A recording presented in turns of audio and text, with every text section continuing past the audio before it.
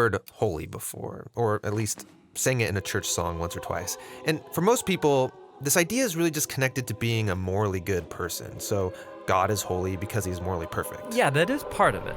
But in the Bible, the idea of holiness is even bigger and more rich.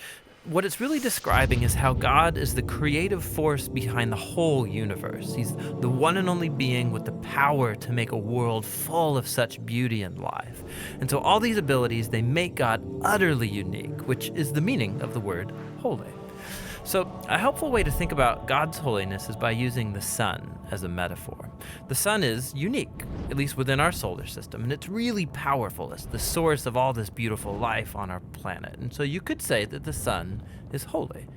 And you can actually take this metaphor even further in that the whole area around the sun is also holy.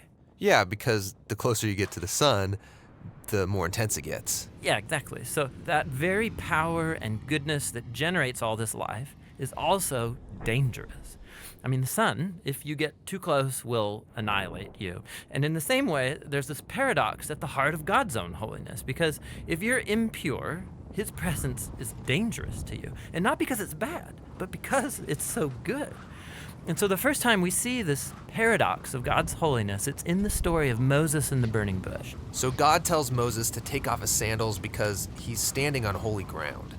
And Moses covers his face in fear, and God says, hey, don't come any closer. It's intense. It's actually that intensity of God's holiness that's explored even more in the stories about Israel's temple, which was the main place where God's holy presence was located.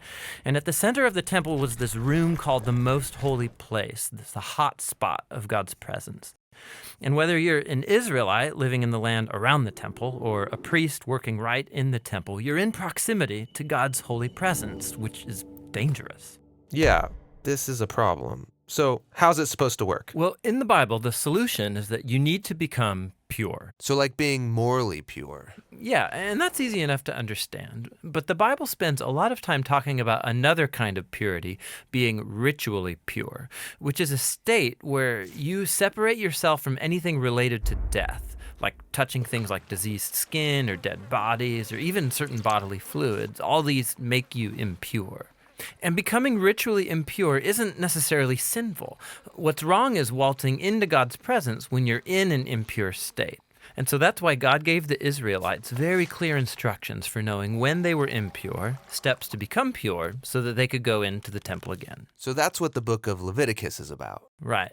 But it doesn't stop there. This idea keeps developing. So later in the scriptures, we find this really interesting story by a prophet named Isaiah. And he has this crazy vision where he's in the temple and he's right in God's presence. He's totally terrified. Yeah, he knows the rules. He shouldn't even be in there. And he's worried about being destroyed. And then this crazy creature called a seraphim. Yeah, that is a crazy creature. Totally. So it flies over with a hot coal, and then it sears Isaiah's lips with the coal and says something really weird. Your guilt is taken away, and your sin is atoned for. So this burning coal somehow makes Isaiah pure. Yeah, it's remarkable because normally if you touch something impure, it transfers its impurity to you. But now here's this new idea where you have this coal, this very holy and pure object, and it touches Isaiah, and it transfers its purity to him. Isaiah is not destroyed by God's holiness. He's transformed by it. I mean, the implications of this are just huge. But there's one more development. This time from another prophet, Ezekiel. And he has this vision where he's standing at the temple and he sees water trickling out from it. And then that water turns into a stream, and then it grows into a deep river that starts flowing through the desert, leaving this trail of green trees behind it. And then it flows into the Dead Sea, making everything fresh and alive. So instead of becoming pure first and then going into the temple, here God's holiness comes out from the temple, making things pure and bringing them to life. What does it all mean? So we don't know until we meet this man, Jesus. And he claims that he's fulfilling all of these ancient visions, but in surprising new ways.